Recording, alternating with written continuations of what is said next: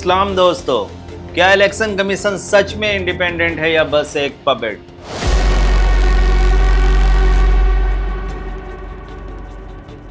आपने कभी सोचा इंडिया के 140 करोड़ लोगों का फ्यूचर डिसाइड करने वाली इलेक्शन कमीशन क्या वाकई में इंडिपेंडेंट है?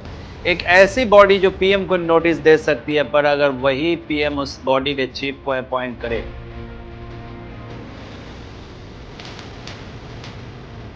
तो क्या सच में फ्री एंड फेयर इलेक्शन हो सकता है?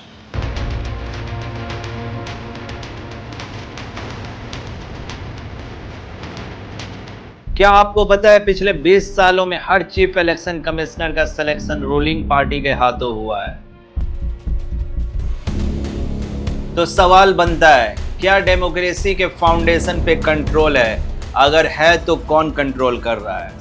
इलेक्शन कमीशन एक कॉन्स्टिट्यूशनल बॉडी है जिसका काम है फ्री और फेयर इलेक्शन कंडक्ट करवाना, चाहे लोकसभा हो, राज्यसभा या असेंबली। पहले इलेक्शन कमीशन में सिर्फ एक मेंबर हुआ करता था, चीफ इलेक्शन कमिश्नर। 1989 के बाद यह मल्टी मेंबर बॉडी बन गई। चीफ इलेक्शन कमीशन के अलावा 2 और इलेक्शन कमिश्नर होते हैं, लेकिन सबसे इम्पोर्टेंट पोजीशन होती है चीफ इलेक्शन कमिश्नर की।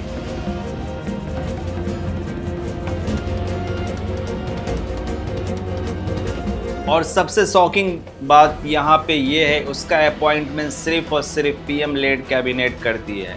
No judiciary, no opposition, no bipartisan process. चलिए कुछ एग्जांपल्स देखते हैं। 2015 आंचल कुमारी जो थी गुजरात कैडर के आईएएस ऑफिसर नरेंद्र मोदी के क्लोज।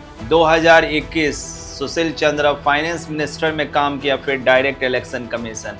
2022 अरुण गोयल एक ही दिन में रिटायरमेंट ली, दूसरे दिन चीफ इलेक्शन कमिश्नर बन गए। इवन सुप्रीम कोर्ट ने बोला this is a mockery of the appointment process. अब आप ही सोचिए, जिस आदमी की जॉब ही पीएम के रिकमेंडेशन से आई हो, क्या वो उस पीएम के अगेंस्ट एक्शन ले सकता है? कुछ शॉकिंग इंसिडेंट से आपको इस पैटर्न को समझाते हैं।